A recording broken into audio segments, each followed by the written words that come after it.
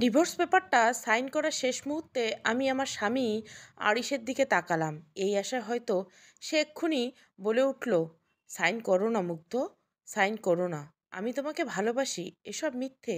কিন্তু না, আমার আশাকে মিথ্যে করে আরিশ চুপ করে বসে আছে মাথা নিচু করে। আমি চোখের কোণে জমে থাকা জলটাকে মুছে কাঁপা কাঁপা হাতে সাইন করে দিলাম, মেহেরুবা ইসলাম মুগ্ধ। কি আজব এই ধরনের নিয়ম, তাই না? 3 অক্ষরের একটা শব্দ দিয়ে দুটো মানুষ একটা পবিত্র সম্পর্কে আবদ্ধ হয়, আবার এই 3 অক্ষরের একটা শব্দ দিয়ে সেই পবিত্র সম্পর্ক হতে বিচ্ছিন্ন হয়ে যায় দুটো মানুষ। আচ্ছা, একটা পবিত্র সম্পর্কের ভিত কি এতই হালকা যে সামান্য মোহে মানুষ ত্যাগ করতে পারে না? আমার সাইন শেষ হতে উকিল সাহেব ফাইলটা নিয়ে আরিশের কাছে দিলেন। আমি আরিশের দিকে এক পলক তাকালাম। তার চোখে মুখে কোনো বিষণ্ণতা নাই, আর না আছে আনন্দ। আরিশ আমার দিকে একবারও তাকালো না, ফটাফট সাইন করে দিল। এমন মনে হচ্ছে সাইনটা করলেই সে বেঁচে যাবে, হয়তো সত্যি বেঁচে যাবে আজকের পর। উকিল সাহেব ফাইলটা হাতে নিয়ে যেই কথাটা বললেন তা আমার কাছে তিক্ততার মতো লাগলো। উকিল, আজ থেকে আপনারা আলাদা, আপনাদের মাঝে আর কোনো স্বামী স্ত্রীর সম্পর্ক নেই। অবশেষে শেষ হয়ে গেল আমাদের 2 বছরের বিবাহিত জীবন। আজ থেকে আমরা আলাদা, দুজনের জীবন আজ দুদিকে চলে গেল। আরিশের উপর আমার আর কোনো অধিকার রইল না। আজ থেকে আমি হয়ে গেলাম তার প্রাক্তন স্ত্রী। শেষ হয়ে গেল আজীবনের পাশে থাকা প্রতিশ্রুতি, মিথ্যে হয়ে গেল ভালোবাসা। কোর্ট থেকে বের হয়ে দেখলাম এক সাইডে দাঁড়িয়ে আছে আমার বাবা, আমার সৎ মা আর বোন সায়মা। এই একটা মেয়ে, যার জন্য নিজের শৈশবকালেও কোনো শান্তি পাইনি, আর না এখন নিজের সংসারে পেলাম। আমি সামনে হাঁটার জন্য পা বাড়ালাম পিছন থেকে। আরিশ আমার নাম ধরে ডেকে উঠল, আরিশ, মুগ্ধ শোনো। আরিশের এই নাম ধরে ডাকা এখনও শুনলে বুকের ভিতরটা একটা হিম বাতাস বয়ে যায়। কিন্তু আফসোস, এই মানুষটা আজ আমাকে এভাবে ছেড়ে দিল, ঠকালো আমায়। আমি থেমে গেলাম, তবে পিছনে ফিরে তাকালাম না। আমার সৎ মা এবং বোন রাগে ফুঁসছে, হয়তো এটা ভাবছে যে এখন আরিশ কেন ডাকলো আমায়। আরিশ আমার সামনে এসে দাঁড়িয়ে আমার হাতে একটা খাম দিয়ে বলল, আরিশ, এখানে কাবিনের 3 লক্ষ টাকা আছে, তোমার পাওনা টাকা এটা। আমি একবার আরিশের দিকে আর একবার খামটার দিকে তাকাচ্ছি। করুণা করেছো আরিশ আমায়? ও কি ভেবেছে ও আমায় ছেড়ে দিয়েছে বলে আমি আর চলতে পারবো না? আমি চুপ করে দাঁড়িয়েছিলাম, এর মাঝে সাইমা এসে আরিশকে জড়িয়ে ধরলো। আরিশকে এভাবে জড়িয়ে ধরতে দেখে আমার কলিজাটা ভেতর হয় কেউ আগুন জ্বালাচ্ছিল। সাইমা আরিশকে জড়িয়ে ধরে থাকা অবস্থায় বলল, সাইমা, আরিশ, চলো, এখন আর এই মেয়ের সাথে তোমার কোনো কাজ নেই, তোমার অফিসে লেট হচ্ছে। আরিশ, আরিশ সাইমা চলে যাবার এমন সময় কেউ আরিশের গালে একটা কষে থাপ্পড়ের আওয়াজ পড়ার শব্দ পেলাম। আমি সহ আশেপাশের সবাই তাকালাম। আমি তো অবাক হলাম, কারণ আমার ভাইয়া দাঁড়ানো। সেই আরিশকে থাপ্পড়টা মেরেছে, থাপ্পড়ে চোখ লাল হয়ে আছে, অনেক রেগে আছে ভাইয়া। আরিশের শার্টের কলার ধরে ঝাঁকাতে ঝাঁকাতে বলল, মেহের, এই হারামি, তোর সাহস কি করে হয় আমার বোনকে তুই টাকা দিস? দয়া করছিস আমার বোনকে তুই? হ্যাঁ, দয়া করছিস। শোন, তোর মতো এক আরিশকে ছাড়লে আমি কি হবে? এই আরিয়ান ইসলামের মেহের এর নিজের বোনকে বসিয়ে খাওয়ানোর ক্ষমতা আছে। তোর মতো নর্দমার কিট আমার বোনকে কোনোদিন ডিজার্ভ করে না। পচা শামুকে মুখ দিয়ে তুই ভালোই শামুকটাকে অবহেলা করলে, একদিন তুই বুঝবি তুই কি ভুল করেছিস। ভাইয়া এক নাগাড়ে কথাগুলো বলে আমার কাছে এগিয়ে আসলো, আর আরিশ কিছু না বলে মাথা নিচু করে দাঁড়িয়ে রইল। পাশে সাইমা রাগে ফুঁসছে। ভাইয়া আমার কাছে এগিয়ে আসতেই আমি ভাইয়াকে দেখে নিজেকে আর সামলে রাখতে পারলাম না। ভাইয়া জড়িয়ে ধরে কেঁদে দিলাম। মুগ্ধ, ভাইয়া। মেহের বোনের বুকে জড়িয়ে ধরে নিল। তার চোখের পানি, একমাত্র আদরের বোনের চোখের পানি তার সহ্য হয় না, আর তার বোন কাঁদছে, অথচ সে ভাই হয়ে কিছু করতে পারে না। মেহের, কাঁদিস না চড়ুই পাখি আমার, ভাইয়া এসে গেছে তো, আর কেউ তোকে কিছু করতে পারবে না, কেউ তোকে আঘাত করতে পারবে না। চল আমার সাথে। মেয়ের মুগ্ধ মেহেরের কথায় মাথা ঝাঁকিয়ে মেহেরের সাথে যাওয়ার জন্য পা বাড়ালে উম, মেহেরাজ সাহেব পিছন থেকে বলে উঠলেন, মেহেরাব, মেহের, তুমি ওকে নিয়ে কোথায় যাচ্ছ? মুগ্ধ আমাদের সাথে বাসায় যাবে। মেহেরাজ সাহেবের এই কথা শুনে রেগে উঠল। মুগ্ধকে বাড়িতে নিয়ে গিয়ে বসতে বলে মেহেরাজ সাহেবের কাছে এগিয়ে গিয়ে বলল, Meher, don't you dear mister Khan, আপনি আমার বোনের জন্য অনেক করেছেন, এমন ভালো করেছেন যার ফল আজ আমার বোনের এই অবস্থা। আপনার কাছে একবার আমার বোনকে আমি রেখে গিয়ে অনেক বড় ভুল করেছি, সেই ভুল আবার করব আপনি ভাবলেন কি করে? আপনার কি মিনিমাম লজ্জা নেই? আপনার এই মিসেসের মেয়ে আমার বোনের সংসার নষ্ট করে দিল, আর আপনি সেই মেয়েকে কিছু না বলে এখানে চলে আসছেন আরেক মেয়েকে সংসার ভাঙা দেখতে। ওয়াও, আপনার তারিফ না করে পানি না। শুনেন মিস্টার খান, আমার বোন আজ থেকে আমার কাছে থাকবে। আমার বোনের আশেপাশে যেন আপনার ছত্রছায়া না দেখি। মিসেস খান, মেহের বাবা সাথে কিভাবে কথা বলছো? এত বেয়াদব হয়েছে তুমি? বাবাকে সম্মান করো না? মেহের বাবা, বাবা কোনো দায়িত্ব পালন করেছেন যে উনি সম্মান পাবেন? আর আপনি, আপনাকে আগেই বলেছি আমার সাথে কথা বলবেন না। মেহরাব, মেহের, উনি তোমার মা হয়? মেহের, না, উনি আমাদের মা নয়, উনি শুধু আপনার স্ত্রী আর আপনার মেয়ের মা। আমার আর আমার বোনের মা সেই 20 বছর আগেই মারা গেছে। মারা গেছেন না মেরে ফেলেছেন আপনারাই, তা শুধু মহান আল্লাহ তাআলা জানেন। তবে ভালো হয়েছে মা চলে গেছে, মুক্তি পেয়েছে। আপনার মতো লোকের থেকে না হলে ওই দিন দেখলে মায়ের হয়তো কষ্টের সীমা থাকতো না।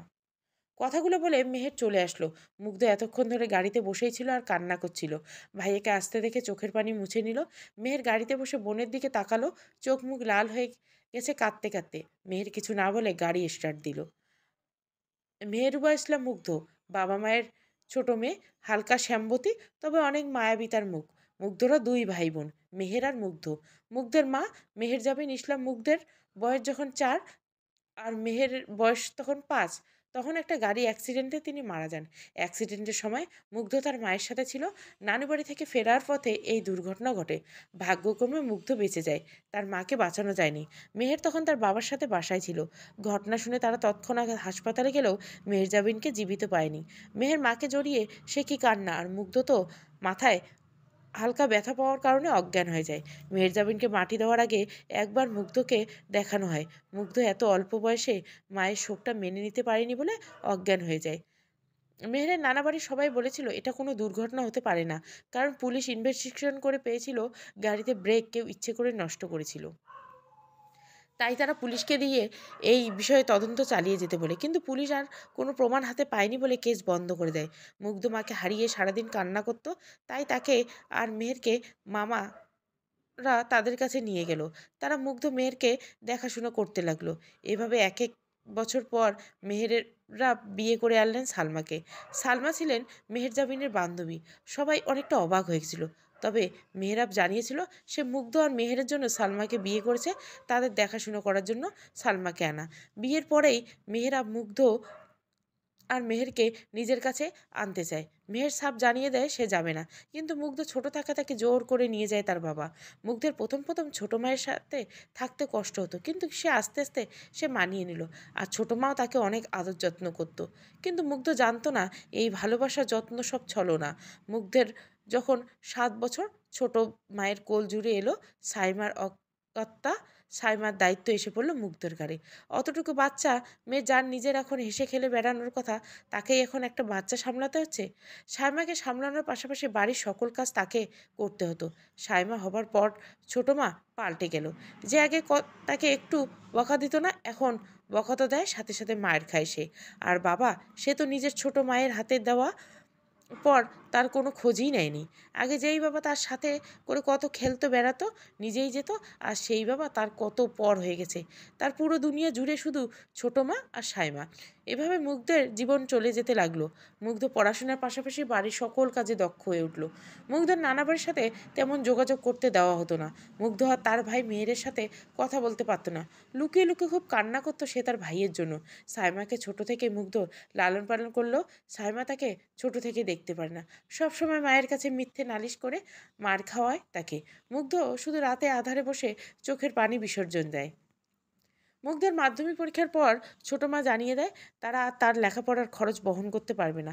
পড়ালেখা করতে হলে নিজে যেন জোগাড় করে পড়ে। মুগ্ধ কিভাবে জোগাড় করবে টাকা সে ভেবে পাচ্ছিল না। তখন তার নানাবাড়ির সাথে যোগাযোগের চেষ্টা করে। মুগ্ধের নানা যান মুগ্ধের বাবা মুগ্ধকে তাদের সাথে যোগাযোগ করতে দিচ্ছে না। মুগ্ধ খুব কষ্ট করে তাদের সাথে যোগাযোগ করে আর পুরো বিষয়টা খুলে বলে। তখন মুগ্ধের মামারা মিলে মুগ্ধের পড়াশোনার দায়িত্ব নেয়। মুগ্ধ তখন মেহেরের সাথে যোগাযোগ করতে পারেনি, কারণ মেহের স্কলারশিপ পেয়ে দেশের বাইরে চলে গিয়েছিল। মুগ্ধ যখন এসএসসি পরীক্ষা দিল, তখন একদিন হঠাৎ আরিশদের বাড়ি থেকে প্রস্তাব এলো। আরিশ মুগ্ধকে তার এক রিলেটিভের বাসায় দেখেছে, সেখান থেকে ওকে পছন্দ হয়েছে তার। সালমা কখনো চায়নি সতীনীর মেয়ে এত ভালো ঘরে যাক, কিন্তু তবুও বিয়েটা হয়ে যায়। বিয়ের কথা মুগ্ধের নানা বাড়ির কাউকে প্রথমে জানানো হয়নি, জানলে হয়তো বাধা দিতেন। তাই বিয়ের পর মেহরাব জানান। মেহের ও তখন জানে না তার বোনের কিছু ব্যাপারে। বিয়ের পর আরিশের সাথে মুগ্ধের সম্পর্ক ঠিক হতে বেশ সময় লাগে। 6 মাস তারা শুধু বন্ধুর মতো ছিল। তবে আরিশের ভালোবাসায় মুগ্ধ হার মেনে নেয়। শুরু হয় তাদের সংসার জীবন। মুগ্ধের গুণের প্রশংসা করতে সবাই। মুগ্ধর নিজের মনের মাধুরী দিয়ে সংসারটাকে সাজিয়ে ছিল। রাতে আরিশের সাথে জেগে গল্প করা জন্য বারান্দাটাকে সুন্দর করে সাজিয়ে নিয়েছিল। গোলাপ, জবা, হাসনেহেনা, একটা দোলনা, লাইট দিয়ে বারান্দা সাজিয়েছিল। আরিশ রোজ শুক্রবার মুগ্ধকে নিয়ে ঘুরতে যায়। আরিশের সাথে বিয়ের পর মুগ্ধের জীবন একদম পাল্টে গেল। আরিশের বাবা মা অনেক আগেই মারা যায়, তাই এই দুই টোনাটুনির সংসার চলছিল মধুর। ওই যে সুখ সবার কপালে সয় না। বিয়ের 2 বছরের মাথায় সব কিছু তছনছ হয়ে যায়। তার সুখের সংসার ভেঙে দেয় তার বোন, যাকে সে ছোট থেকে লালন পালন করলো, সেই ভেঙে দিল। আরিশের সাথে শাইমার অবৈধ সম্পর্কের কথা জানতে পারলো মুগ্ধ নিজের চোখে সব দেখতে পায়। সেদিন চিৎকার করে কেঁদেছিল সে। আর এই ফলস্বরূপ ডিভোর্স হয়ে যায় আরিশ আর মুগ্ধর। মুগ্ধ মুখ ফুটে একবারও জিজ্ঞাসা করেনি কেন আরিশ এমন করলো, শুধু জিজ্ঞাসা করলো, আমায় এভাবে না ঠকালে হতো না? সেদিন আরিশ কিছু বলেনি, শুধু বলেছিল ডিভোর্স দিয়ে দেওয়া আমায়। মেহেরের ডাকে হুঁশ ফিরল মুগ্ধের। এতক্ষণ অতীতের কথা ভাবছিল সে। চোখের কোণে পানি জমে গেছে আবার। পানিটা মুছে নিল সে। মেহেরের গাড়ি থেকে নেমে মুগ্ধ নামলো। মেহের একজন নাম করা বিজনেসম্যান। অনেক কঠোর পরিশ্রম করে সে আজ এই জায়গায় দাঁড়িয়েছে। মেহের বিয়ে হয়েছে তার ভালোবাসার মানুষ রুহির সাথে। মেয়েটা অনেক ভালো মনের মানুষ, খুব ভালোবাসে সবাইকে। মেহের মুগ্ধর ঘরে ঢুকা মাত্র রুহি এসে মুগ্ধকে জড়িয়ে ধরল। মুগ্ধ রুহিকে জড়িয়ে ধরে কান্না করে দিল। একমাত্র ভাইয়ের বউ না আসতে পেরেছিল বিয়েতে, না কোনো যোগাযোগ। মুগ্ধ রেগে কোনো যোগাযোগ করেনি। তার ভাইয়ের প্রতি অভিমান হয়েছিল, কিন্তু আজ ভাই তাকে আগলে নিল। রুহি মুগ্ধের মাথায় হাত বুলিয়ে দিচ্ছে আর ওকে সান্ত্বনা দিচ্ছে। রুহি, কাঁদিস না পাখি, আমরা আছি না তোর পাশে?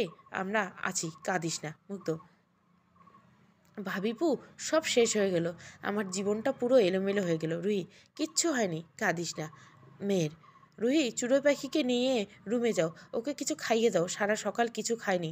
আমি জানি আমাকে না বললেও ওর ভাই সব বুঝে, ওকে বলে দিও। মেয়ের কথাটুকু বলে নিজের ঘরে চলে গেল। রুহি মুগ্ধ নিয়ে রুমে এলো, মুগ্ধকে ফ্রেশ হতে বলে খাবার আনতে বলল। মুগ্ধ ওয়াশরুমে গিয়ে চোখের পানি নিয়ে এলো। কান্না করার কারণে চোখ মুখ লাল হয়ে গেছে। মুগ্ধ ফ্রেশ হয়ে এসে দেখে রুহি খাবার নিয়ে বসে আছে। মুগ্ধ গিয়ে রুহির পাশে বসলো। রুহি মুগ্ধকে খাওয়াতে নিল। মুগ্ধ খাবে না বলে জানায়। রুহি অনেক জোরাজোরি করেছে, কিছু খাইয়ে দেয়। খাওয়া শেষে মুগ্ধ রুহি কোলে মাথা রেখে শুয়ে পড়ে। শুনেছে মায়ের পর বড় ভাইয়ের বউরা মায়ের মতো হয়। মুগ্ধ তাই ভাবির কোলে শুয়ে পড়ল। রুহি মুগ্ধের মাথায় হাত বুলিয়ে দিচ্ছে। মুগ্ধ কান্না করার কারণে ক্লান্ত থাকায় ঘুমিয়ে পড়ল। আরিশ অফিস থেকে চুপচাপ বসে আছে। কিছু তার ভালো লাগছে না। মুগ্ধের কান্না আর কোনো দিন সহ্য হতো না, আজও আর সহ্য হচ্ছিল না। আচ্ছা, সে কোনো ভুল করলো না তো? কিন্তু সে তো সব প্রমাণ হাতে পেয়েছিল, আর দেখেও ছিল। না, সে ঠিক করেছে। বেঈমান, মুগ্ধ বেঈমান। সাইমা আরিশের কাছে এসে ওকে পিছন থেকে জড়িয়ে ধরল। সাইমা, কি ভাবছো জান? আরিশ, কিছু না। এভাবে এসে জড়িয়ে ধরবে না, অফিসের সবাই দেখলে খারাপ ভাববে। সাইমা, আচ্ছা চলো, মিটিং আছে না তোমার? আরিশ, হ্যাঁ। তুমি এখানে কেন?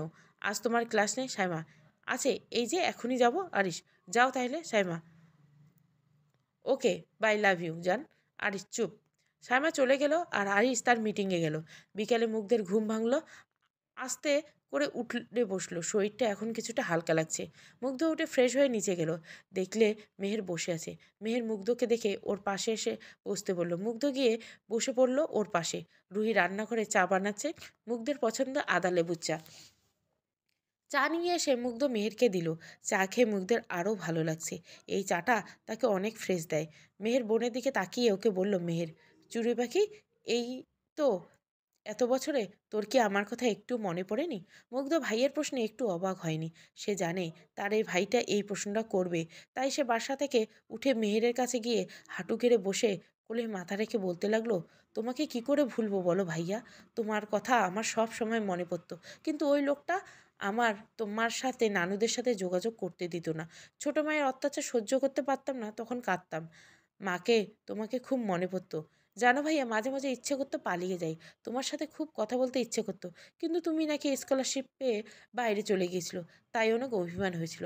তারপর ওই লোকটা আর ছোটো মা মিলে বিয়ে দিয়ে দিল আরিসের সাথে।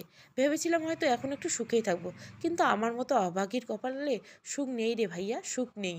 কেন যে সেদিন মা আমাকে সাথে নিয়ে গেল না বলে হু হু করে কেঁদে উঠল মুগ্ধ। বোনের দুঃখের কথাগুলো শুনে চোখ থেকে পানি পড়ছে মেহেরে। সে ভাবতেও পারেনি তার বোন এত কষ্ট ছিল। ভেবেছিল বাবা নাও মানুষটা তার বোনকে অন্তত ভালো রাখবে, কিন্তু না, বোনকে কতটা কষ্ট দিয়েছে লোকটা। মেহের বোনকে জড়িয়ে ধরে বলতে লাগলো, আমি তোকে খুব মনে করতাম, কিন্তু তোর সাথে যোগাযোগ করতে পারতাম না।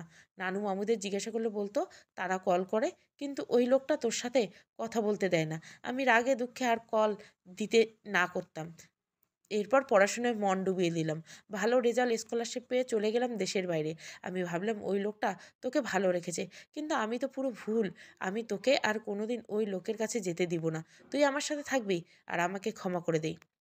ভাই বোনের মান অভিমানের পালা শেষে এখন কান্নাবন্য বইছে। ভাই বোন একে অপরকে এতগুলো বছর পর পেয়ে আজ যেন সব মান অভিমান মুছে দিচ্ছে। রুহির চোখে পানি। এতগুলো বছর পর অবশেষে ভাই বোনে প্রিন্সেস ডায়না একটা উক্তি ছিল, আমি যাকে ভালোবেসেছিলাম সে আমাকে বাদে দুনিয়ার সবাইকে ভালোবেসেছিল। বারান্দা দাঁড়িয়ে উক্তি কথাটি ভাবছে সাদাব। সে জীবনে যাকে ভালোবেসেছিল সে তাকে ছাড়া দুনিয়ার সবাইকে ভালোবেসেছিল, কিন্তু শুধু তাকে ভালোবাসেনি। ভালোবাসবে কী করে, সে তো শুধু চিন্তা টাকা, তাই তো তাকে ছেড়ে দিয়েছে। আচ্ছা, সব ভালোবাসার কি বেইমানি হয়? সবাই কি তার মতো টাকা পাগল হয়? এই টাকা থাকলে কি তবে সব সুখ পাওয়া যায়? আজ সাদাফের কত টাকা, সম্মান, কই তার তো নিজের সুখী মনে হচ্ছে না। সে যার মাঝে তার সুখ খুঁজে পেয়েছিল সেই তো তাকে দুঃখের সাগরে ভাসিয়ে দিয়ে গেছে। রাতের তাড়াভরা আকাশে দেখছে মুগ্ধ, চোখের পাতাগুলো ভিজে গেছে। হয়তো কাঁদছিল সে, এই কান্নাই হয়তো সারা জীবন সঙ্গী আছে তার। আচ্ছা, কি পাপে শাস্তি পাচ্ছে সে, যার কারণে তার জীবনে সুখ এসেও চলে গিয়েছিল? ছোটবেলায় মা চলে গেল, সুখের দিন চলে গেল। বড় হয়ে বিয়ে করা স্বামীর ঘরে গেল, সেখানে সুখ সইল না। কেন হয় তার সাথে এমন? মুগ্ধ আপন মনে এসব ভেবে যাচ্ছে। এবার বারবার চোখের পাতা ভিজে যাচ্ছে। প্রেম বিরহে দংশন হলো, সেই দংশনের বিষ শুষে নেবার কেউ থাকে না। বিশ্বাসের আঘাত হানলে সেই আঘাত কখনো দূর হয় না।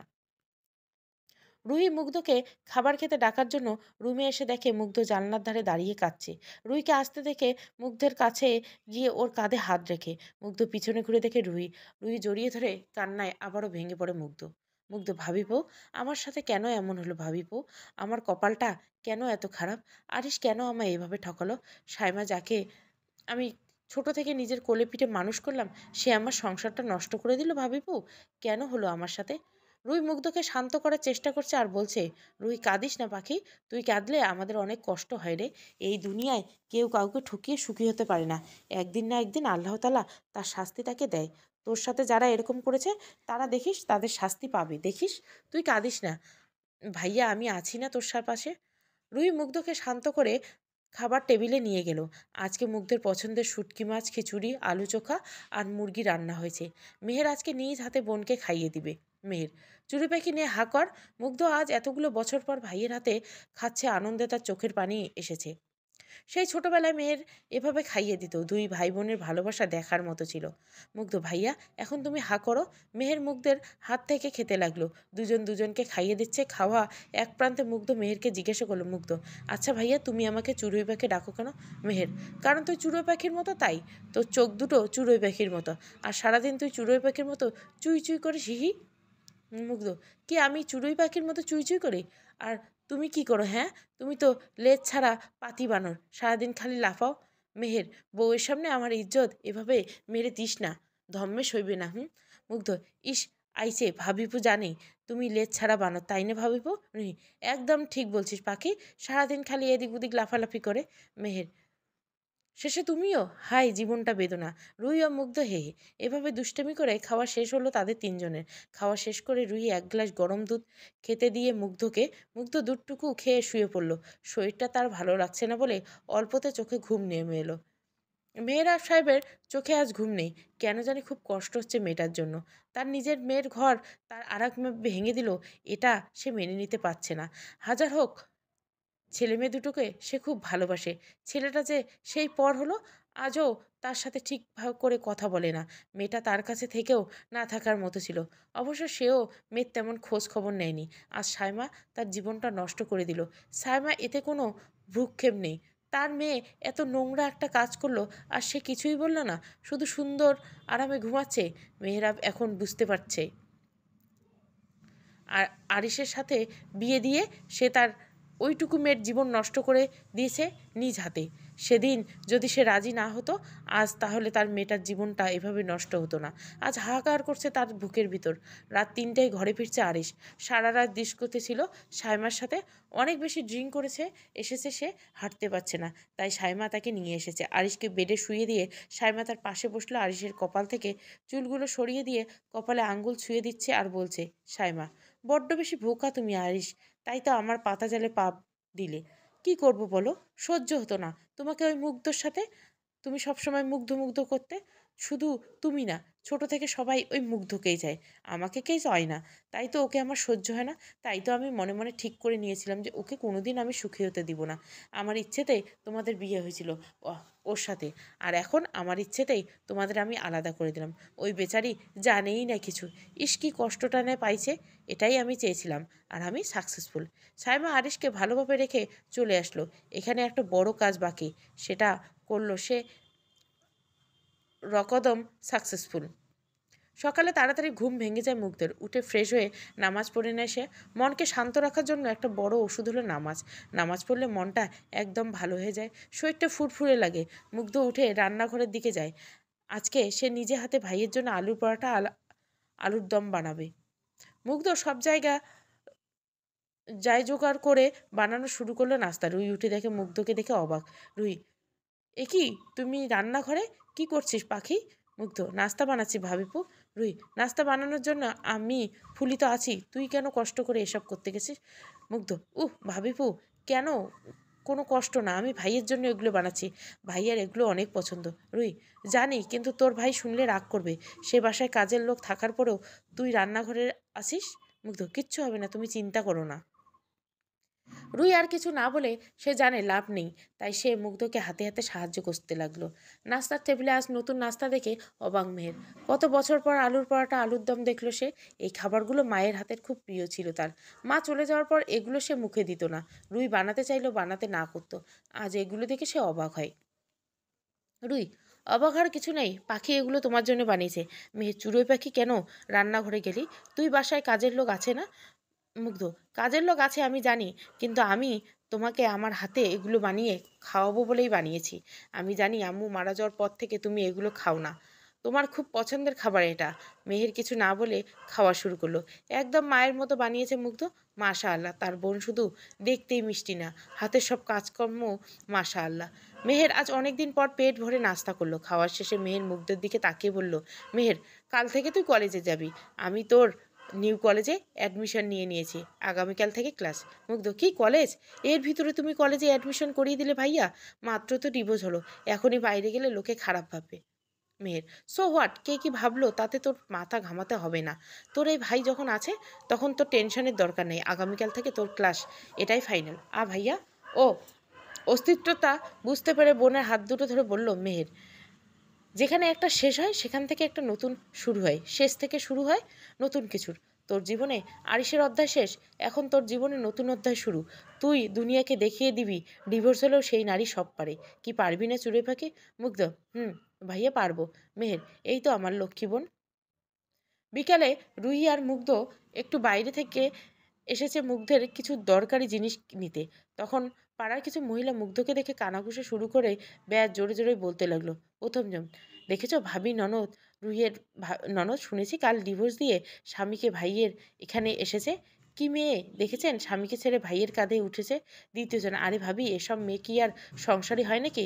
দেখেন গিয়ে নিশ্চয়ই কোনো আজে বাজে কাজ করতে গিয়ে স্বামী প্রথমেই ছেড়ে দিয়েছে। প্রথমজন, হ্যাঁ ঠিক বলেছেন, এদের এই রূপ দিয়ে এরা শুধু ফাঁসাতে জানে, সংসার করতে জানে নাকি? এই জন্য তো ডিভোর্স। মহিলাগুলোর কথা শুনে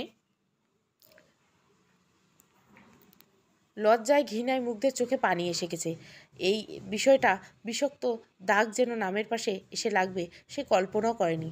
রুহি মহিলাগুলোকে কিছু বলতে যাবে এমন সময় পিছন থেকে মেহের উঠল। মেহের, আর আপনারা তো সমাজের সেই নর্দমা কীট যারা এই সমাজটাকে ধ্বংস করেছেন। মেহের এতক্ষণে মহিলা দুটো কথায় চুপ করে শুনে যাচ্ছিল। রাগে তার চোয়াল শক্ত করে হয়ে গেছে। মেহের আজকে তাড়াতাড়ি বাসায় এসেছে মুগ্ধকে নিয়ে কেনাকাটা করতে যাবে বলে। বাসায় এসে ফুলির থেকে শুনে তারা এই বাসার সামনে গেছে। মেহের যেখানে এসে দেখে ওই অবস্থা। মেহের মহিলা দুটোর দিকে এগিয়ে এসে আবার বলতে লাগলো, মেহের, মিস শিলা, শুনেছি আপনার মেয়ের 2 বিয়ে, মানে প্রথম ঘর থেকে স্বামী তাড়িয়ে দিয়েছিল, অন্য জায়গায় পরকীয়া ছিল, আবার দ্বিতীয় বিয়ে দিয়েছিল, সেখানে শুনেছি স্বামীর আগের 2 বউ আছে। আর আপনি মিস লায়লা, আপনার শুনেছি 3 বিয়ে। প্রথম 2 বিয়ে ভেঙেছে আপনার কুটনামির জন্য। এরপর শুনেছি যে মুরাদ টাকলাটাকেও বিয়ে করেছিলেন তার অগাধ সম্পদ দেখে। বর্তমান আপনি সিঙ্গেল মাদার, কারণ সেই স্বামী আপনাকে ছেড়ে দিয়েছে, তাই না? এখন আমাকে আপনারা বলেন কোন ভিত্তিতে আপনারা আমার বোনকে এত বাজে কথা বলেছিলেন? নিজেদের দিকে তাকিয়ে দেখেছেন? শুনেন, অন্যের গায়ে ময়লা লাগানোর আগে নিজের শরীর চেক করে নেবেন, কারণ ময়লা আপনার গায়ে লেগে আছে। ফার্দার আমার বোনের সাথে এমন করলে আমি আপনাদের এই মহল্লা ছাড়া করতে 2 বার ভাববো না। আমার দুনিয়াতে আমার বোন, আর কেউ ওকে আঘাত করলে আমি তাকে ছেড়ে কথা বলবো না, মাইন্ড ইট। মেহের রুই আর মুগ্ধের কাছে এসে ওদের নিয়ে চলে গেল। আর ওই 2 মহিলার লজ্জা অপমানে মাথা নিচু করে রইল। ভরা আকাশের দিকে বসে আছে মুগ্ধ। দূর আকাশের পানে তাকিয়ে আছে সে। নিজের জীবনের হিসাব মিলাতে মিলাতে ক্লান্ত। ছোট থেকে জীবনের লড়াই করতে আসতে হয়েছে, এখনও লড়াইটা করে যেতে হবে, টিকে থাকার লড়াই। কবে শেষ হবে এই লড়াই, তাই ভাবছে সে। তুমি যদি জীবনচক্রের হিসাব মিলাতে গিয়ে হেরে যাও, তবে থেমে থেকো না, তবে নতুন করে আবার শুরু করো, দেখবে ঠিক মিলাতে পারবে। মুগ্ধ, জানি না কি আমার অপরাধ ছিল, তার জন্য আজ আমাকে তুমি একা করে চলে গেলে আরিশ। আমি জানি না আমি কোন দিক থেকে ব্যর্থ ছিলাম, তবে আরিশ তুমি ভালো আছো, এটা অনেক ভালো থাকো। যার সাথে ভালো থাকার আশায় আমাকে ছাড়লে তাকে নিয়ে ভালো থাকো। কিন্তু জানো তো, ভাবতে পারিনি ডিভোর্স নামক বিষাক্ত তকমাটা আমার নামের আগে লেগে যাবে। ভাবতেই পারিনি যেটা সমাজে ডিভোর্স হয়ে টিকে থাকতে আমাকে অনেক শক্ত হতে হবে, যেটা আমি পারবো কিনা জানি না। তুমি সুখে থাকো। আমি মুগ্ধ ছাদে দাঁড়িয়ে একা একা কথাগুলো ভাবছে। বিকেলে বাসায় আসার পর থেকে সে কেঁদেই যাচ্ছে শুধু। সে ভাবতে পারেনি লোকদের সাথে তাকে এভাবে কথা শুনতে হবে। মেয়েকে আস্তে করে ছাদে এসে মুগ্ধকে দাঁড়িয়ে আছে। আস্তে করে বোনের কাছে গিয়ে কাঁধে হাত রেখে মুগ্ধ সামনে মুখ করে বলল, মুগ্ধ, কিছু বলবো ভাইয়া? মেয়ের, চুড়ে পেকে মন খারাপ তার? মুগ্ধ, না ভাইয়া, আমার মন খারাপ না তো, আমার মতো মেয়ের কি মন খারাপ হতে পারে বলো? মেহের মুগ্ধের ওর দিকে মুখ ঘুরিয়ে বুকে জড়িয়ে মাথায় হাত বুলিয়ে দিতে দিতে বলল, মেহের, তুই লোকের কথায় কোনোদিন কান দিবি না, বুঝলি? সমাজে কিছু লোক আছে যারা অন্যের দিকে আঙ্গুল তোলার আগে নিজের দিকে তাকায় না। এই সমাজে এমন কিছু মানুষের কারণে আজ দেশের এই অবস্থা। তবে তুই ভাঙতে পারবি না, তুই সাহস নিয়ে এগিয়ে যাবি। মনে রাখবি তোর ভাইয়া তোর পাশে আছে। মুগ্ধ, কিন্তু ভাইয়া, আমি যে অনেক কষ্ট হয়, আমি কি করে লড়াই করে টিকে থাকবো? মেহের, পারতে হবেই তোকে। দুনিয়াকে দেখিয়ে দিতে হবে ডিভোর্সি হয়েও মেয়েরা দুনিয়াতে এগিয়ে যেতে পারে, তারা সব করতে পারে। মুগ্ধ, আচ্ছা ভাইয়া, আমি করব, তুমি যেভাবে বলবে সেভাবেই সব করব। আমি টিকে থাকার এই লড়াইয়ে লড়বো। মেহের, চল এখন খেতে চল। মেহের মুগ্ধকে নিয়ে চলে আসলো, নিজ হাতে বোনকে খাইয়ে দিয়ে ঘুম পাড়িয়ে দিল। খানবিলা খাবার টেবিলে বসে খাচ্ছে সাইমা, সালমা, মেহরাব। মেহরাব শুধু সাইমার চালচলন দেখছে বসে বসে। মেয়ে তার কতটা অভদ্র হয়েছে তাই। সাইমা, মা, আমি ভাবছি আরিশ আর আমার বিয়েটা তাড়াতাড়ি করে আমরা বাইরে চলে যাবো। সাইমা, এটা ভালো কথা। তা আরিশ কি বলেছিল কিচ্ছু এ বিষয়ে? সাইমা, না, কাল জানাবে। সালমা, আচ্ছা, তুই জানিয়ে আমায় জানাস। মেয়েরা, বেশ ভালোই শিক্ষা দিচ্ছ মেয়েকে। এক মেয়ের সংসার ভেঙে এখন সেই জায়গায় আবার নিজের মেয়েকে বসাচ্ছ। একবারও তো শাসন করলে না, 2 গালে 2টো থাপ্পড়ও মারলে না যে মেয়ে হয়ে ও কিভাবে আরেক মেয়ের সংসার ভাঙলো, তাও আবার নিজের বোনের যে লালন পালন করেছে। সালমা, মেহরাব, কি বলছো তুমি ওসব? এখানে সাইমার কি ভুল? আরিশ কেন তার বউকে ছেড়ে সাইমার কাছে এসেছিল? সাইমা তো বলেনি। ওকে আসতে, ও তো নিজেই এসেছে। আর শোনো, তোমার ওই মেয়ে অত ভালো হলে ডিভোর্স দিয়ে চলে যেত না হাতে পায়ে ধরে থাকার জন্য। দেমাগ দেখিয়ে ভাইয়ের সাথে ড্যাং ড্যাং করে চলে গেছে। ভালো হয়েছে আপদ আমার বাসায় আসেনি। সাক্ষাৎ একটা আপদ ওই মেয়ে। মেহরাব, ঠিক বলেছ। হাতে পায়ে ধরেনি বলেই আজ মেয়েটা মেহেরার সাথে চলে গেছে। সেখানেই ভালো আছে। আমার মেহের ওর বোনকে সব থেকে ভালো রাখবে। তোমার আমার মতো অমানুষের কাছে না আসে ভালোই করেছে। কথাটুকু বলে মেহরাব খাবার ফেলে চলে গেল। সাইমা, এই মুগ্ধ তো চলে গিয়েও শান্তি দিচ্ছে না। ওর একটা ব্যবস্থা আমাকে করতে হবে। তবে তার আগে আরিশকে বিয়ে করতে হবে মনে মনে। পরদিন সকালে মুগ্ধ ফজরে না উঠে নামাজ পড়ে একটু বই নিয়ে বসে টুকিটাকি পড়াশুনো করে এখন রেডি হচ্ছে কলেজে যাওয়ার জন্য। একটা baby pink colour three piece পরসের সাথে ব্ল্যাক একটা হিজাব মাথায় সুন্দর করে বেঁধেছে। ওড়নাটা চাদরের মতো করে গায়ে দিয়েছি। রেডি হয়ে নিচে এসে খাবার টেবিলে বসো। মেহের অনেক আগেই রেডি হয়ে মুগ্ধের জন্য অপেক্ষা করছে। রুই মুগ্ধকে খাইয়ে দিছে। মেহের, আজ শুনেছি কলেজে নিউ প্রফেসর আসবে। মুগ্ধা, ও আচ্ছা। মেহের, শোন, কলেজে প্রায় সবাই আমার চেনাশোনা। কোনো সমস্যা হলে যে কাউকে বলবি, তারা সমস্যার সমাধান করে দিবে। আর এরপর তো আমি আছি, ঠিক আছে? মুগ্ধ, ঠিক আছে। মেহের, এই নে ব্যাগটা ধর। মুগ্ধ, কি আছে এটাতে? তোর জন্য ফোন, ল্যাপটপ, আরও কিছু প্রয়োজনীয় জিনিস আছে। মুগ্ধ, ও আচ্ছা ভাইয়া। শোনো। মেহের, বল। আসলে ভাইয়া আমাকে একবার ওই বাসায় যেতে হবে। মেহের, কেন?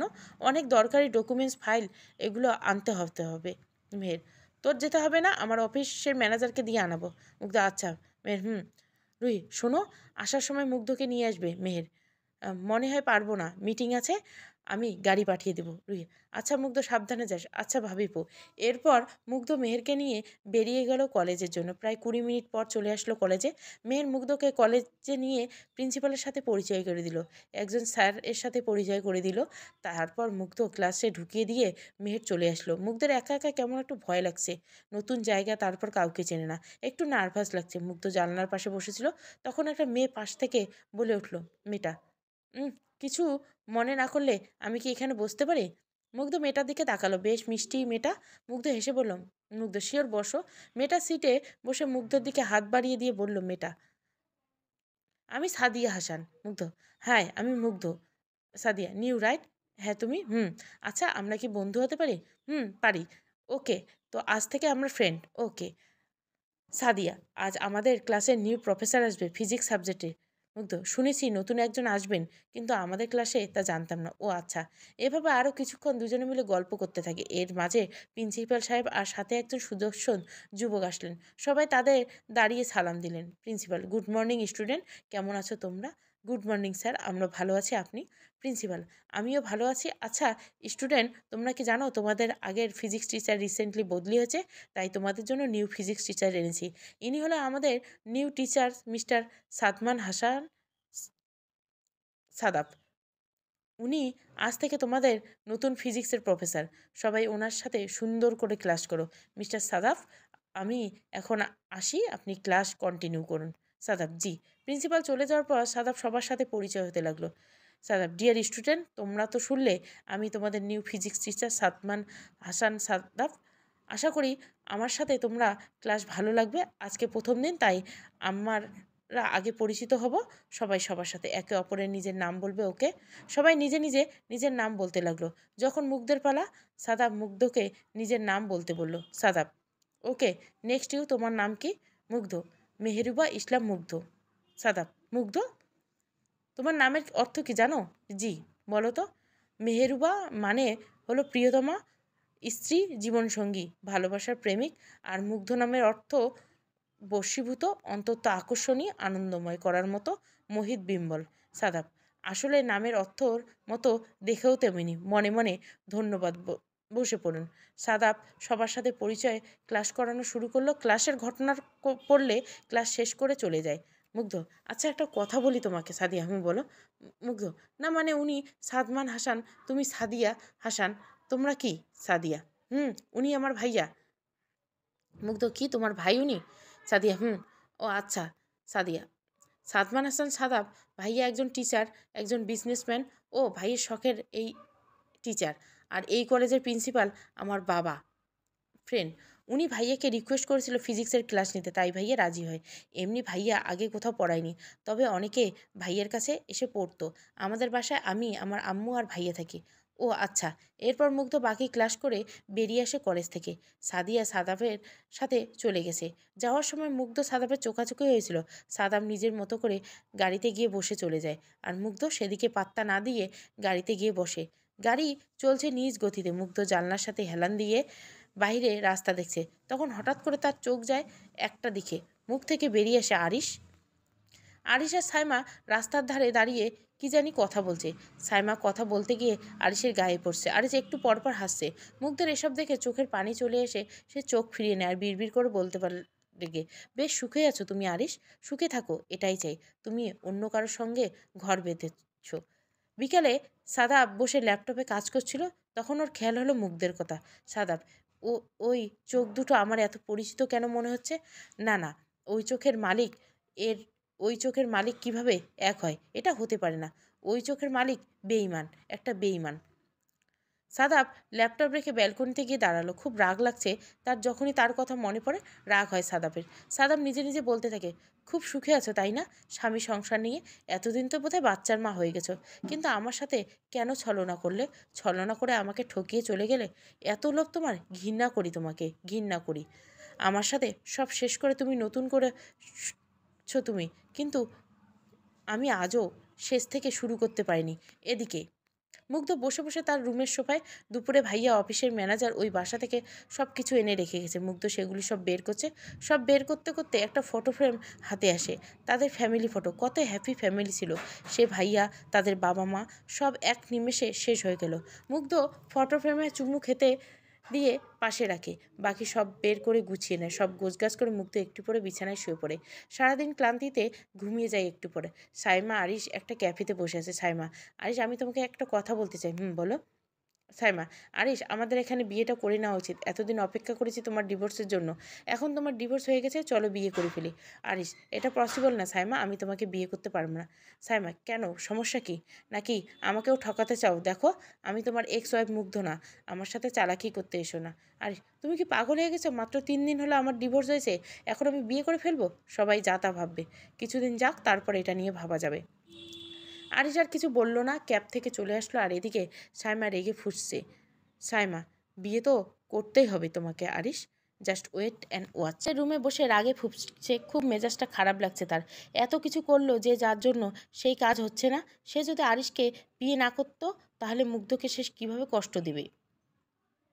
সাইমা, সব কিছু যখন ঠিক হচ্ছিল মাঝখান থেকে আরিশ এই নাটকের কোনো মানে হয় না। আমার পরিকল্পনাটা নষ্ট হতে দেব না। আমি কি করব যা করলে আরিশ আমাকে বিয়ে করতে বাধ্য। সাইমা নিজের মাথায় তখন দিয়ে চিন্তা। তখন সালমা বেগম খাবার হাতে মেয়ের রুমে আসলো। মেয়েকে এভাবে বসে থাকতে দেখে তিনি সাইমার কাছে এসে বলল, সালমা, কিরে কী হয়েছে? এভাবে মাথায় হাত দিয়ে বসে আসিস কেন? সাইমা, মা, সব কিছু যখন পরিকল্পনা মাফিক হচ্ছিল তখন ওই আরিশ বিয়ে করতে রাজি হচ্ছে না। সাইমা, সে কী রে, কেন, কী হয়েছে? সাইমা, ওই যে এখন মাত্র ডিভোর্সই হয়েছে, এখনই বিয়ে করে লোক কি বলবে। সাইমা, বুঝলাম, কথাটা এতটা ফেলে দেওয়ার মতো না। ডিভোর্স হওয়ার পরেই লোক বিয়ে করলে যত্তা ভাববে। তবে আমাদের বসে থাকলে তো হবে না। শোন, আমার কাছে একটা উপায় আছে। সাইমা, উপায়? তোমার কাছে কী উপায়? সাইমা, শোন। সাইমা, তুই শিওর এটা তুমি শিওর এটা করতে পারবে? সাইমা, একদম। বুঝলি, আমি যেটা বললাম সেটা কর, 100% কাজ হবে। ভুলে যা ওই মুগ্ধের নামে এখনও 50% প্রপার্টি আছে, যেটা এখনও আমাদের নামে করতে হবে। আর আরিশের প্রপার্টির একটা বড় অংশ আছে যেটা আমাদেরকে পেতে হবে। আর এটা পেতে হলে এই উপায়ে কাজ। ঠিক আছে, তাহলে আমি এটাই করব। তাহলে কালকেই কাজে লেগে পড়, ওকে? মুগ্ধের দাদার মৃত্যুর আগে একটা উইল করে যান, যেখানে লেখা ছিল তার মৃত্যুর পর তার ছেলের বউ সব সম্পত্তির মালিক হবে। আর তার ছেলের বউয়ের মৃত্যুর পর তার সন্তানদের মাঝে সেই সম্পত্তি ভাগ হবে। যেহেতু সম্পত্তি মেহেরজাবিনের নামে ছিল, তাই তিনি মারা যাওয়ার পর 50% করে মেহের আর মুগ্ধের নামে মাঝে সম্পত্তি ভাগ হয়ে যায়। কিন্তু মেহেরাব যেহেতু আবার বিয়ে করেন, তাই এখন প্রপার্টি 3 ভাগ হবে। কিন্তু সালমা যেটা চাননি, তিনি একাই তার মেয়ের জন্য সব চেয়েছিলেন। কিন্তু মেহের তার বাবার কোনো সম্পত্তি নেননি বলে দিয়েছিল, তার এসব চাই না। তাই সেই প্রপার্টি সালমা নিজের নামেই করে নেয়, কিন্তু মুগ্ধের থেকে সেটা নিতে পারেনি। তা আর আরিশের বাবাও তার মৃত্যুর আগে একটা উইল করে যান, যেখানে তিনি লিখে যান তার ছেলের বউয়ের কে তিনি প্রপার্টির 40% দিয়ে দিয়েছেন, আর বাকিটা তার ছেলের। মুগ্ধ কোনোদিন এই প্রপার্টির দিকে হাত দেয়নি। তার মতে এগুলো তার স্বামীর কাছেই থাকুক, যা তার তা তার স্বামীর, কিন্তু এখন মুগ্ধের সাথে আরিশের ডিভোর্স হয়ে যাওয়ায় সেটা আর মুগ্ধ পাবে না, পাবে আরিশের নতুন বউ। আরিশের সাথে মুগ্ধের বিয়ের আসল কারণ ছিল এই প্রপার্টি। সালমা চেয়েছিল সাইমার সাথে বিয়ে হোক, কিন্তু সাইমা তখন মাত্র ক্লাস 9-এ, তখন বিয়ে দেওয়া পসিবল ছিল না, তাই বাধ্য হয়ে মুগ্ধকে দিয়ে দিয়েছিল। কিন্তু তারাই এমন ছলনার জাল পেতে সেই জালে আজ মুগ্ধ আরিশের সম্পর্কে ইতি ঘটেছে। মুগ্ধ ভাইয়ের সাথে বসে লুডো খেলছিল, মেহের বারবার ওর গুটি কেটে দিচ্ছে, এর মুগ্ধ গাল ফুলেছে। মেহের, হে হে চুড়োই পাখি, তুই সবসময় হেরে গেছিস, এখানেও হেরে যাবে। মুগ্ধ, এটা ঠিক করলেন না, তুমি নিশ্চিত চিটিং করেছো ভাইয়া। মেহের, হ্যাঁ হেরে গেলে কত কিছু বলবি, এই নাও। রুহি দুজনের মধ্যে হালিম নিয়ে ঝামেলা শুরু হলো। রুহি, এই খেলা রাখো আর নাও হালিম। ওয়াও হালিম ভাবিপু, আমার আজকে অনেক খেতে ইচ্ছে করছিল হালিম। মাহির বলেছিল তোর জন্য রান্না করতে, নে খেয়ে নে, ঝাল কম দিয়েছি। দিচ্ছি, লেবু বেশি করে দিচ্ছ, তুমি যেভাবে বলেছো সেভাবে। ভাবিপু হালিমটা সেই হয়েছে। আচ্ছা এখন বলো, আজকে কলেজে কেমন কাটলো প্রথম দিন? হ্যাঁ ভালো লেগেছে, একটা বান্ধবী এসে। গুড, কোনো প্রবলেম হলে কিন্তু জানাবি। আচ্ছা। খাওয়া শেষ করে মুগ্ধ রুমে এসে পড়া পড়ল, সাদাপের দেওয়া পড়াটাও পড়ে নিল। সকালে মুগ্ধ কলেজে চলে যায়, একটু পর সাদিয়াও চলে এসে। সাদিয়া, এই কাল তোর থেকে তোমার নাম্বার নেওয়া হয়নি, নাম্বারটা দে তো। নাও। আচ্ছা চল, ক্লাস শুরু করে এখনও দেরি আছে, একটু কলেজটা ঘুরে দেখি। আচ্ছা চলো। সাদিয়া আর মুগ্ধ দুজনে কলেজ ঘুরতে ঘুরতে লাগলো। ঘোরা শেষে দুজনে এসে ক্লাসে বসলো। প্রথমে ক্লাস শেষে এখন সাদাপের ক্লাস। সাদাপ একদম সময় মতো ক্লাসে আসলো। সাদাপ, গতকালের পড়াটা সবাই পড়েছ? জি স্যার। ওকে, তাহলে আমি একটু পড়া ধরি। সাদাপ সবাইকে পড়া ধরলে, এখন মুগ্ধর পালা। সাদাপ, মিস মুগ্ধ, আপনি আমাকে বলেন যে হুকের একটা সূত্র আছে, ওই সূত্রটা আপনি আমাকে বলেন। মুগ্ধ, আমরা যদি পীড়ন ও বিকৃতি বুঝে থাকি তাহলে হুকের সূত্রটা বোঝা খুব সহজ। সেই সূত্র অনুযায়ী স্থিতিস্থাপক সীমার ভেতরে পীড়ন এবং বিকৃতি সমানুপাতিক। সাদাব, গুড মিসেস মুগ্ধ, সিট ডাউন। বাকি পড়া সবাই বুঝিয়ে সাদাব ক্লাস শেষ করে চলে গেল। মুগ্ধরা বাকি ক্লাস করে চলে গেল। বাসায় এসে মুগ্ধ দেখলো রুহির বাবা মা আর ভাই এসেছে। মুগ্ধ গিয়ে তাদের সাথে কুশল বিনিময় করে রুমে এসে ফ্রেশ হয়ে খাবার খেয়ে নিল। রুহি মা ঠিক মুগ্ধের তেমন একটা ভালো লাগেনি, তবু মেন ননদ হিসেবে হালকা কথা বলেছে। বিকেলে রুহি রান্নাঘরে কাজ করছিল, তখন রুহির মা সেখানে এসে বলল, রুহি মা শোন, রুহি তোর এই ননদ কতদিন থাকবে? রুহি মায়ের কথা বেশ অবাক হলো, অবাক হয়ে উত্তর দিল, মানে? না, বলেছিলাম বাড়ি কবে যাবে। শোন, এসব মেয়েদের না কোনো বিশ্বাস নেই, একবার ঘর ভেঙে এসেছে আবার আরেক নাগর জুটাবে, চোখে চোখে রাখতে হয় এদের। রুহি মা, কি যাতা বলছো? রুহি মা, যাতা না, ঠিক বলছি। তুই বল, কি এমন কারণে ওর স্বামী একে ছাড়লো? নিশ্চয় এর চরিত্র কোনো ভেজাল আছে। দেখ, নিশ্চয় স্বামী থাকতে অন্য ছেলেদের সাথে মেশামেশি করতো, তাই স্বামী ছেড়ে দিয়েছে। আমি তোকে বলছি, এই মেয়েকে তাড়াতাড়ি এই বাড়ি থেকে বের কর, পরে না হলে তোদের মান ইজ্জত নষ্ট করবে এই মেয়ে। রুহি মা, তুমি যা বলছো তা কোনোদিনও বলতে হবে না শুনি। মুগ্ধ মেহের জান, আর মা তুমি আমার সংসার এসে আমার ননদের সম্পর্কে এসব কথা বলছো? ছি মা, আমি মুগ্ধকে নিজের বোন মনে করি। মা, মেয়ে মানসিকভাবে কতটা ভেঙে পড়েছে। একটা মেয়ে এমন অবস্থায়, ওকে যদি আমরা না সামলাই তো কে সামলাবে? আর তুমি এসে আমাকে এসব বলছো, আমার ভাবতেও অবাক লাগছে। রুহি মা, রুই তুই? মা, আর কিছু শুনতে চাই না, তুমি এখান থেকে যাও। রুহির মা আর কিছু না বলে চলে আসলো রান্নাঘর থেকে। এতক্ষণ আড়াল থেকে সব কিছু শুনছিল মুগ্ধ। চোখ দুটো তার পানিতে ভরে এলো, পলক পড়লেই পানি গড়িয়ে পড়লো। মুগ্ধ এক দৌড়ে ছাদে চলে এলো। মুগ্ধ, হ্যাঁ আল্লাহ, তুমি আমাকে তো জানি আমি এমন কিছু করিনি যার কারণে আরিশ আমাকে ছেড়ে দিল। আমি জানি না কেন আমায় ছাড়লো, অথচ এই দুনিয়ার লোকগুলো শুধু আমার চরিত্রে দাগ লাগাচ্ছে। আমি কি করে এদের এই ধারণা বদলাবো? আল্লাহ, তুমি আমাকে ধৈর্য দাও।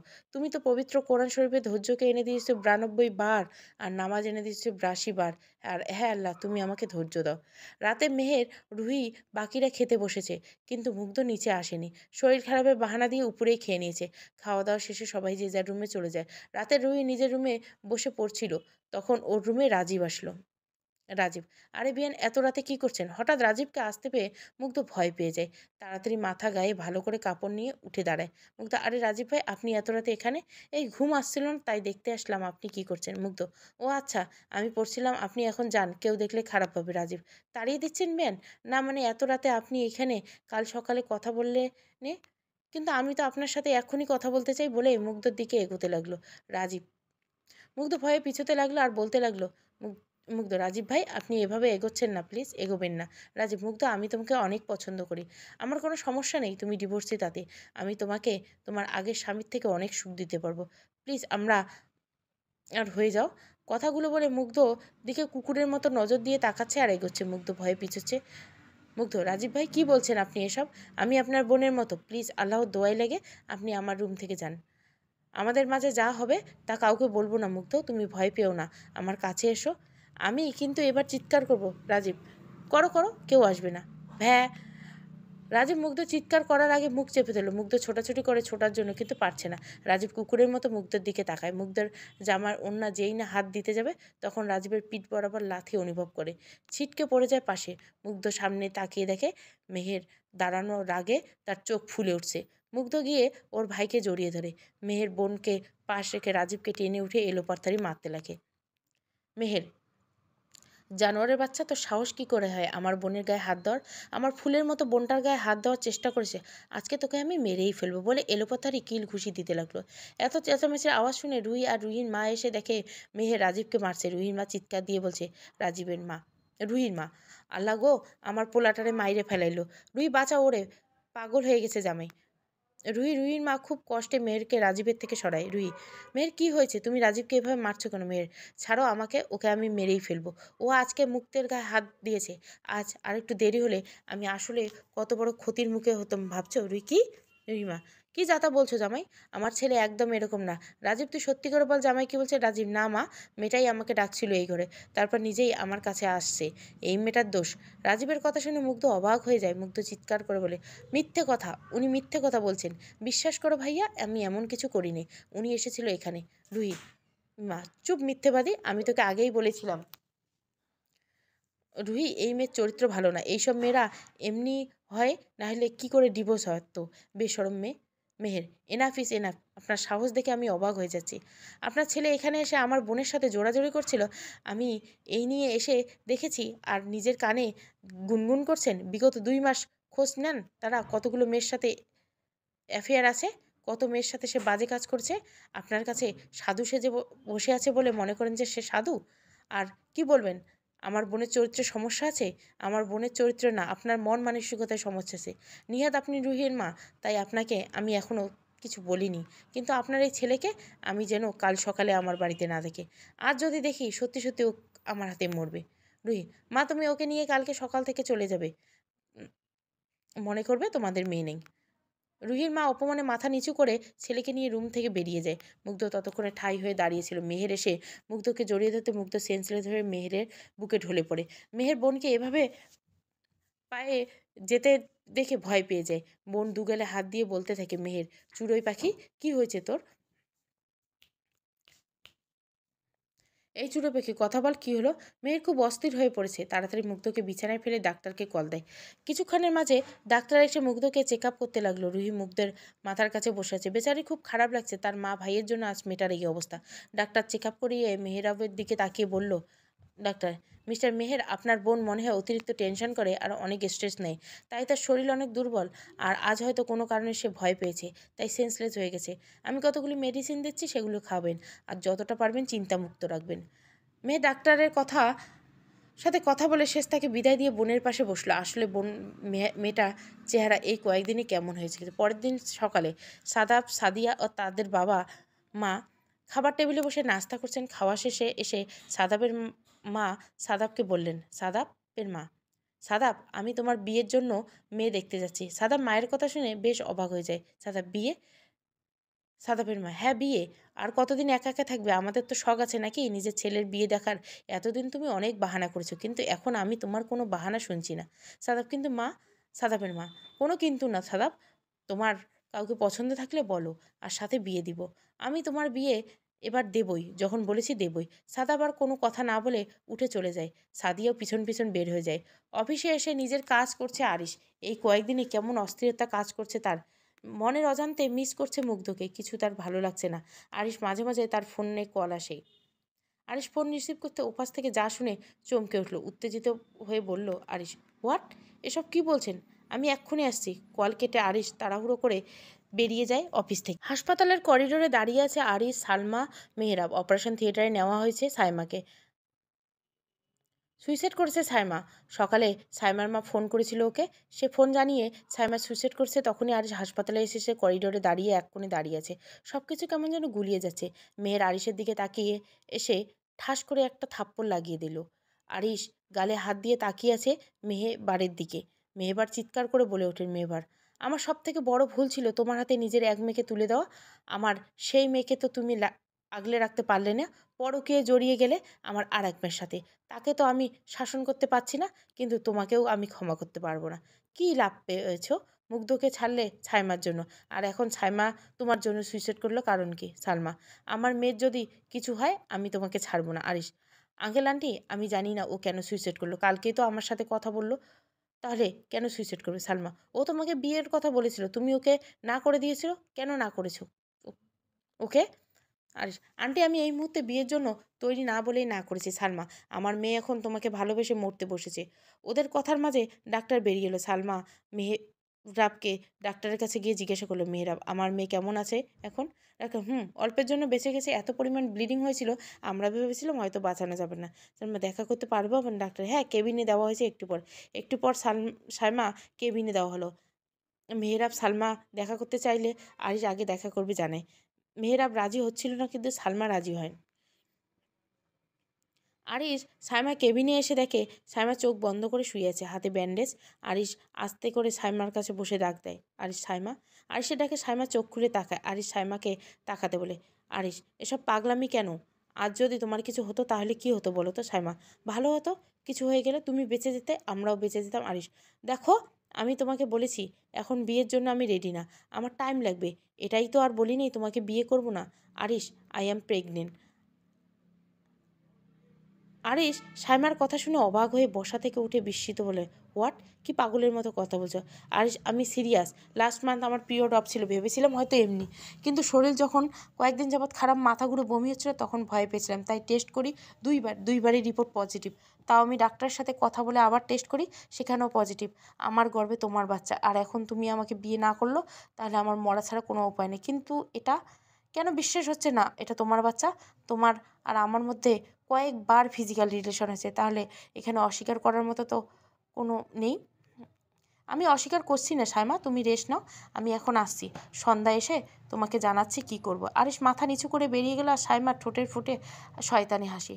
আরিশের মাথা কাজ করছে না। সে নিজের অজান্তে সাইমার মোহে পড়ে মুগ্ধের উপর রেগে গিয়ে এই কাজ করে ফেলেছিল, কিন্তু এখন সাইমাকে তার বিয়ে করতে হবে। আর যাই হোক, বাচ্চার জন্য হলেও করতে হবে। সে চেয়েছিল, সব কেমন আজব লাগছে, কিন্তু এখন তার এমন সময় নিলে হবে না, কেউ জানার আগে বিয়ে করতে হবে। মুগ্ধ স্যুপ খাইয়ে দিচ্ছে রুহি। মুগ্ধ মাথা নিচু করে খাচ্ছে। রুহি নিজেকে কেমন অপরাধ লাগছে। রুহির মা রাজীব সকালে চলে গেছে, যাওয়ার আগে মাপ চেয়ে গেছে মেহের আর রুহির কাছে। মুগ্ধ সকাল 8টার দিকে জ্ঞান ফিরে মুগ্ধ একদম চুপসে গেছে। মেহের অফিস থেকে খুব দরকারি একটা মিটিং আছে, যাওয়ার আগে রুহিকে বলে গেছে আজকে মুগ্ধকে কলেজ না যেতে। রুহি মুগ্ধকে ফ্রেশ করিয়ে স্যুপ খাওয়াচ্ছে। রুহি, পাখি, রাগ করে আসিস আমার উপর? রুহি কথা শুনে অবাক হয়েছে মুগ্ধ। রাগ করবো ভাবিপু তোমার উপর? ওই যে কাল রাজীব আর মা। না ভাবিপু, এখানে তোমার কোনো দোষ নেই। তুমি তো আর জানতে না এমন হবে। আমি তোমার উপর রাগে নেই। সত্যি? সত্যি। রুহি মুগ্ধকে জড়িয়ে ধরলো। মুগ্ধ রুহিকে জড়িয়ে ধরলো। দুপুরে মুগ্ধ শুয়েছিল, তখন ওর ফোনে একটা কল আসে। মুগ্ধ ফোনে তাকিয়ে দেখে আননোন নাম্বার। মুগ্ধ ফোন রিসিভ করে উপাস থেকে বলে ওঠে, আসসালামু আলাইকুম, আমি সাদিয়া। ওয়ালাইকুম সালাম। সাদিয়া, তুই? আজকে কলেজে আসলি না, তাই কল দিলাম। কোনো প্রবলেমে আছে কল দিচ্ছি তাতে? আরে না, প্রবলেম থাকবে? আমার তো খুশি লাগছে তোর কল দেওয়াতে। আজকে কলেজে আসলি না কেন? একটু অসুস্থ, 2 দিন থেকে আসবো। ও আচ্ছা, খেয়াল রাখিস নিজের। আর তোর এফবি আছে? হ্যাঁ আছে। কেন? সব ক্লাসমেটে পড়া মেসেঞ্জারে পাঠিয়ে দেয়, আইডি নাম দে। আমার নাম? ওকে, আমি রিকু দিচ্ছি, তুই অ্যাকসেপ্ট। আচ্ছা। মুগ্ধ কল কেটে দিয়ে এফবিতে গেল। অনেকদিন পর আসলো আবার এই এফবিতে। একটু পরে ফ্রেন্ড রিকোয়েস্ট আসবে সাদিয়া হাসান নামে। মুগ্ধ রিকোয়েস্ট অ্যাকসেপ্ট করলো। এরপর সাদিয়া তাকে ক্লাসের পড়াগুলো দিল। সে সবগুলো নোট আইডি থেকে নিয়ে অফ হয়ে বেরিয়ে গেল। সন্ধ্যায় আরিশ আর সাইমার বিয়ের আয়োজন করা হয়েছে বাসায়। সাইমাকে বিকালে বাসায় নিয়ে এসেছে। আরিশ ফোন করে জানিয়েছে সে বিয়েতে রাজি। সাইমা আর সালমা খুশি দেখছে, রাজ্যসহ রাজপুত্র পাচ্ছে। মেহেরাব এই বিয়েতে কোনোভাবেই মত দেয়নি, কিন্তু তার কথায় পাত্তা দেয় না। সালমা সব আয়োজন করছে, ঘরোয়াভাবে বিয়েটা হয়ে যায়। সালমা, আমি বলেছিলাম না তোকে একটা উপায়ে কাজে দেবে, দেখলি তো? সাইমা মাকে জড়িয়ে ধরে, মা, তুমি আসলেই জিনিয়াস। তোমার উপর একদম 100-তে 100 কাজ লেগেছে, কিন্তু মা, এই বাচ্চা মানে এবার কিভাবে করব? আরে 2-1 মাস পর মিথ্যে মিসক্যারেজের গল্প বানিয়ে দিবি। যেমন আজই বানিয়েছিস মিথ্যা সুইসাইড আর বাচ্চার গল্প। ওকে মা। সাইমা আর মা মিলে একটা মিথ্যে সুইসাইড নাটক বানায়। তারা হাসপাতালের ডাক্তারকে টাকা খাইয়ে মিথ্যে সুইসাইডের নাটক সাজায়। সাথে মিথ্যে প্রেগনেন্সির কথা বলে। তারা জানে আরিশ বাচ্চার কথা শুনলে না করতে পারবে না, তাই তারা এই পরিকল্পনা করে। হয়ে গেল আরিশ সাইমার বিয়ে। ছলনার জাল পেতে আরিশকে বিয়ে করলো সাইমা, কিন্তু সে কি পারবে টিকিয়ে রাখতে তার ছলনার সংসার? মুগ্ধ বারান্দায় দাঁড়িয়ে আছে, চোখ দুটো পানিতে ভরেছে। হাতে ভরা মোবাইলে ফোনে বড় বড় করে লেখা, সাইমা ইসলাম গট ম্যারেড উইথ আরিজ ইসলাম। ডিভোর্সের 1 সপ্তাহ হলো না, এর মাঝে নতুন ঘর করে ফেললো আরিশ। আর আমাকে দেখেও না। আমাকে লোকে যা তা বলে। নতুন কিছু শুরু করা তো দূরের কথা, এখানে এভাবে সহ্য করার আমার কাছে বিষের মতো লাগছে। যাই হোক, সুখে থেকো তুমি।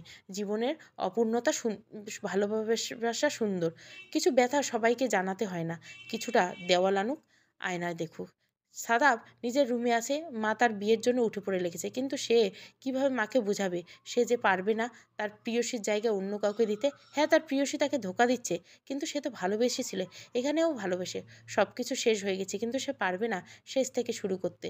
সে তার প্রেয়সীকেই ভালোবাসে।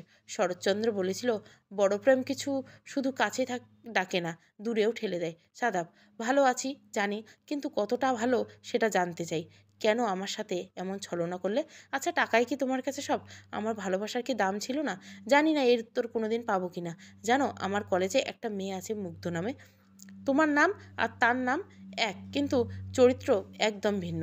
তুমি ছলনাময়ী আর সে একদম নিষ্পাপ একটা মেয়ে। সেদিন মুগ্ধর নাম শুনে মনে হয়েছিল এটা তুমি, কিন্তু পরে ভাবি তুমি এখানে আসবে কিভাবে? তুমি তো বড়লোক স্বামী নিয়ে সুখে আছো। সাইমা আরিশের বিয়ের আজকে 4 দিন পার হয়ে গেছে। এই 4 দিনে আরিশ সাইমার কাছে তেমন যায়নি। শুধু সাইমার কখন কি দরকার সেগুলো খেয়াল রেখেছে।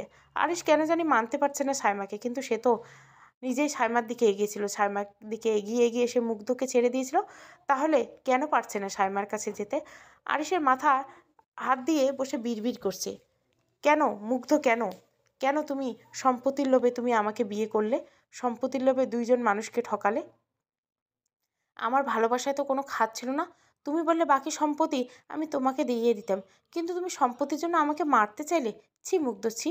আমি তোমাকে কোনোদিন ক্ষমা করব না, কোনো দিন না। তোমার জন্য আমি সাইমার দিকে এগোতে পারছি না। মেয়েটা আমাকে তোমার নোংরা পরিকল্পনা হাত থেকে বাঁচিয়েছিল, আর সেই মেয়েটাকে আমি কষ্ট দিচ্ছি।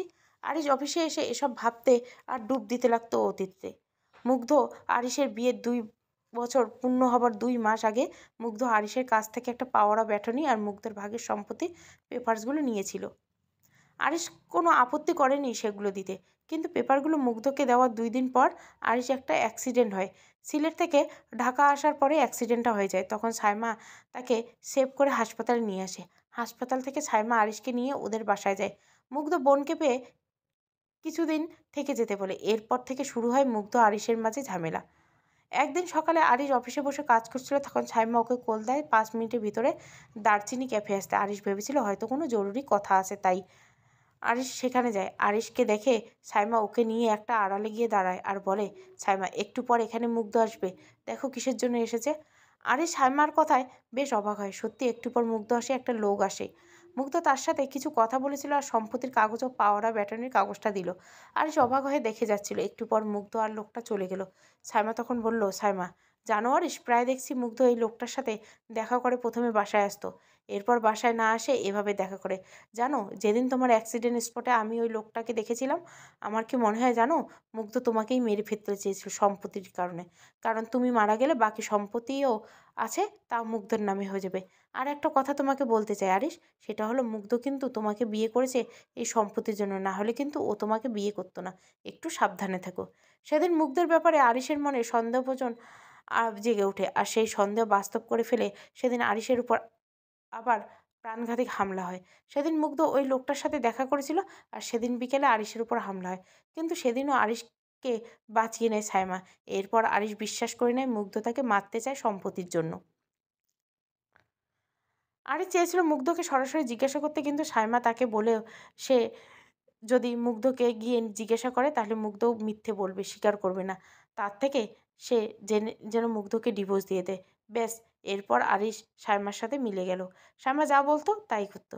সাইমার সাথে আরিশের সম্পর্ক থেকে সাইমা নিজেই মুগ্ধকে জানায়। কিন্তু সেদিন মুগ্ধ আরিশকে গিয়ে জিজ্ঞাসা করলে আরিশ স্বীকার করে নেয়, বলে তাকে ডিভোর্স দিয়ে দিতে। সেদিন মুগ্ধ শুধু এতটুকুই বলেছিল, আমাকে কেন এভাবে ঠকালে। আর সেদিন আর কোনো উত্তর দেয়নি।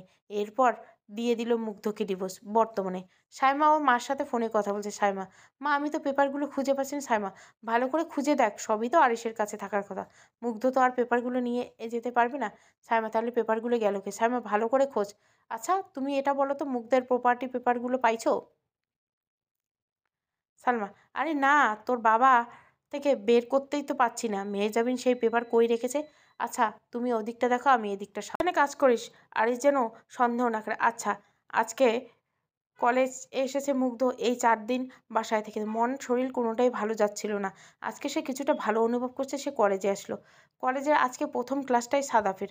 সাদাফ ক্লাসে আসতেই চোখ চলে গেল মুগ্ধের দিকে। এই 4 দিনে মেয়েটা আসেনি। সাদিয়ার থেকে শুনেছে মেয়েটা অসুস্থ। চেহারাও তাও বলছে, চেহারা কেমন মলিন হয়ে গেছে। সাদাফ ক্লাসে এসে যাবার থেকেই পড়ে নিল। মুগ্ধ থেকে আশা করেছিল মুগ্ধ হয়তো পড়া পড়েনি, কিন্তু না, মুগ্ধ পড়েছে। সাদাফ এতে খুশি হলো। যাক, মেয়েটা তাহলে পড়াশোনায় ফাঁকি দেয় না। হঠাৎ পিয়ন এসে একটা নোটিশ দিয়ে যায়, 3 দিন পর কলেজের সাংস্কৃতিক অনুষ্ঠান, যে যে অংশ নিতে চায় তারা যেন নাম দেয়। মুগ্ধর এইসবে ইন্টারেস্ট নেই, সে কিছুতেই নাম দেবে না ঠিক করলো।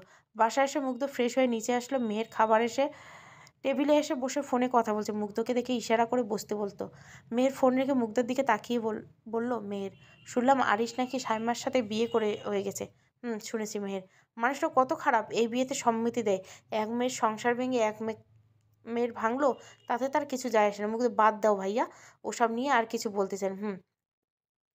মুগ্ধ, আরিশের সাথে আমার একটা শেষ কাজ রয়ে গেছে ভাইয়া। আমি জানি সাইমা কিসের জন্য এসব করেছে মনে মনে। মুগ্ধ খেয়ে উঠে রুমে চলে যায়। রুমে এসে একজনকে কল দেয়। আসসালামু আলাইকুম। জি, কাজ হয়েছে। মুগ্ধ, জি ওগুলো রেডি করে রেখে দিন। আমি যেদিন বলবো সেদিন পাঠিয়ে দিবেন মিস্টার ইসলামের কাছে। মুগ্ধ ফোনটা রেখে আরিশের একটা ছবি বের করে সেটার দিকে তাকিয়ে বলে, আমি জানি না সাইমা তোমাকে কি বুঝিয়েছে, তবে আমার বিশ্বাস ছিল তুমি আমাকে কোনোদিন ছাড়বে না। কিন্তু না, তুমি আমাকে ছেড়ে দিলে। তুমি জীবনে সব সুখে আনন্দ দিয়েছিলে, আবার তুমিই সব কেড়ে নিলে। যাই হোক, ভালো থেকো, এটাই দোয়া। জীবনে সব থেকে বড় যেই মানুষটা তাকে রাখতে পারো, সেই মানুষটাই সব থেকে বেশি কষ্ট দিয়ে যেতে পারে। মেহের আর মেহেজাবিনের ছবি হাতে নিয়ে বসে আছে। তার দু চোখ পানি সেই ছবিটাতে হাত বুলাচ্ছে আর বলছে, আমাকে ক্ষমা করে দিও মেহেজাবিন। মিথ্যে ভালোবাসায় অন্ধ হয়ে আমি তোমার ভালোবাসাকে পায়ে ঠেলে দিয়েছিলাম। নিজের হাতে নিজের ছেলে মেয়েকে মা হারা করেছি। আমি যদি জানতাম যে জীবনের সবচেয়ে বড় ভুলটা আমি করছি, তাহলে হয়তো করতাম না ওই ভুলটা। ছেলেটা আমার সেই যে পর হলো, আজ ও আমার সাথে কথা বলে না, মেয়েটাও থেকেও নেই। নিজের ছেলেমেয়েগুলার কাছে আমি চরম অপরাধী। কিন্তু আমি কি করব বলো? আমি যদি সাইমা আর সালমাকে কিছু বলি, তাহলে আমি জানি এর শোধ ওরা মুগ্ধের উপর নেবে। তোমার মেহের অনেক বড় হয়ে গেছে, বোনের দায়িত্ব সে নিয়েছে, বোনকে আগলে রেখেছে। সাদাব আজকে অনেক দিন পর গিটার হাতে নিয়ে বসেছে। সে সেদিন গিটার হাতে নিয়েছিল যেদিন তার প্রেয়সী অন্যের ঘরে চলে গিয়েছিল। সাদাব গিটারে টুং টুং সুর তুলছে। আজ বেশি মনে পড়েছে তার প্রেয়সীকে। মুগ্ধকে দেখলে তার প্রেয়সীর কথা মনে পড়ে। 6 মাস সে তার প্রেয়সীকে না দেখে ভালোবেসেছে। শুধু তার চোখ দুটোকে সে ভালোবেসেছে। সেদিন ভেবেছিল যে প্রেয়সীকে সামনাসামনি দেখবে, সেদিন প্রেয়সী তাকে ছেড়ে চলে যায় বড়লোক বাড়ির বউ হতে। সাদাব, প্রথম প্রেম মানুষকে যেমন হাসতে শেখায় তেমনি কাঁদতে শেখায়। প্রথম প্রেম আমাদের ভালোবাসতে শেখায়। সকালে মুগ্ধ আজকে কলেজে যাচ্ছে হেঁটে হেঁটে। আজকে তার হেঁটে ইচ্ছে হয়েছে, হেঁটে হেঁটে যাবে। মেহের না করেছিল তবুও সে হেঁটে যাবে।